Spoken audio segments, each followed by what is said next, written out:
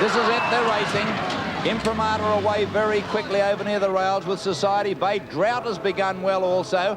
Now let's have a look where Bonecrusher is back behind them at the rear as they settle down trying to get near the fence, and our Waverley Star's caught deep. When it came to the Cox Plate, we were very focused on our Waverley Star, as he was called over there. He was obviously a very good horse. I always felt that at a mile we'd struggle to beat him at any time. Had a brilliant turn of pace.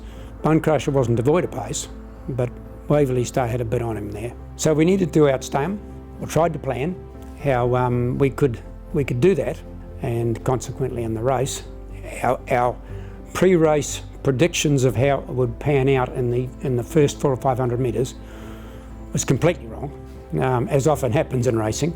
So from there on, it was up to Gary, and Gary elected then, of course, to go forward early and take it to the horse, and it turned out to be the reason the horse won the race, I believe. Our Waverley Star will want to be far up. Here's Bonecrusher. He's pulled him to the outside, shooting around them, and our Waverley Star's going with it. When Gary set out to take the race to him at the 800, I thought, crikey, you're going to be 4 wide, and Lance's didn't need to be a road scholar to work out the Lancers and just let him go past him. They were followed then by Drawn under the whip at the head of the others, Dinky Flyer. But our Waverley Star, he got a half length to Bonecrusher. He's gone for the whip on Bonecrusher. 3 lengths to Drawn. In the back of my mind, I think I was thinking that sprint from the 800 is still a long way to sprint from home. So maybe Waverley Star will come to the end of his run. But the 2 great New Zealanders have come away on the turn. Our Waverley Star, a half-length Bonecrusher. The big red won't give in. Drought running on. Bonecrusher responds to the whip. The roars of the crowd. He races up to our Waverley Star. 100 out. Bonecrusher, our Waverley Star. Stride for stride. Nothing in it. Our Waverley Star, the rails. Bonecrusher, the outside. And Bonecrusher races into equine immortality.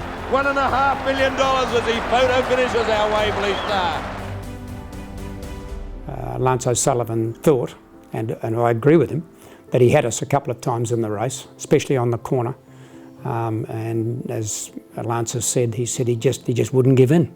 Bonecrusher just wouldn't give in, and that pretty much epitomises the horse.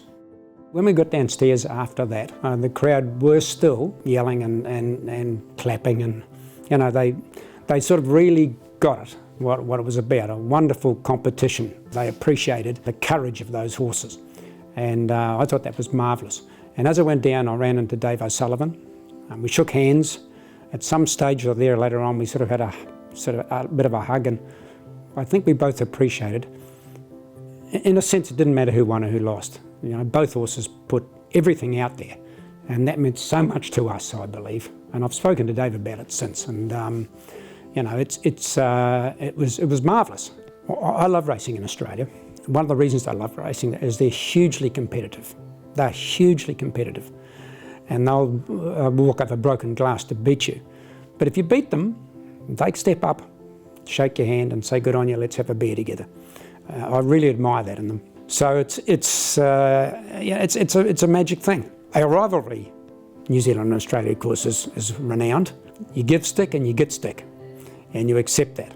But no, they're a great sporting nation, and I think the rivalry overall is really good-hearted, good-humoured, and something it should carry on that way.